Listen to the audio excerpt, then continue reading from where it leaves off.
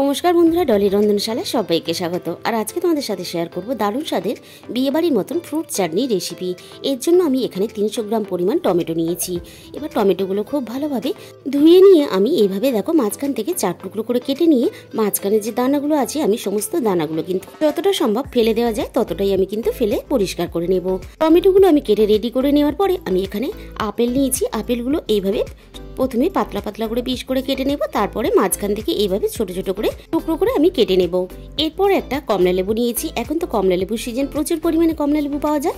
আমি এখানে একটা বড় সাইজের কমলা লেবু খুব ভালোভাবে পরিষ্কার করে ছাড়িয়ে নিয়ে আমি কোয়াগুলোকে এইভাবে 2 টুকরো করে নেব। তোমরা চাইলে কিন্তু এখানে ওটাও রাখতে পারো। আর আমি কিছুটা চেরি নিয়েছি, চেরিগুলো এইভাবে মাঝখান থেকে 2 টুকরো করে নিলাম।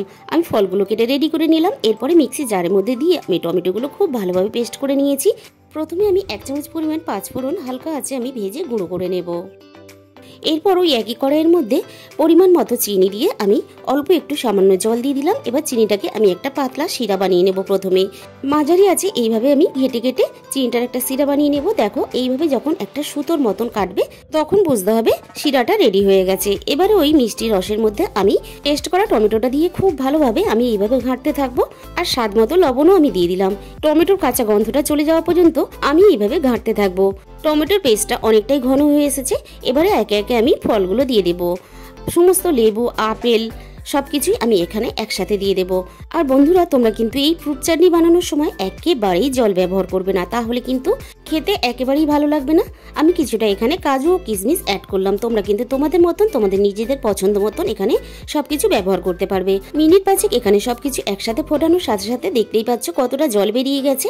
আপেল, লেবু কিন্তু সুন্দরভাবে সবকিছু এখানে সিদ্ধ হয়ে গেছে। খুব বেশি কিন্তু এখানে ফোটাবে না, তাহলে ফলগুলো গলে যাবে। চাটনির মধ্যে যখন জেলি জেলি ভাব চলে আসবে তখন কিন্তু বুঝে নিতে হবে চাটনিটা আমার রেডি হয়ে গেছে। আর ভেজে রাখা 5 ফোড়নের গুঁড়োটা আমি দিয়ে সুন্দর করে নাড়াচাড়া করে নামিয়ে নিলাম।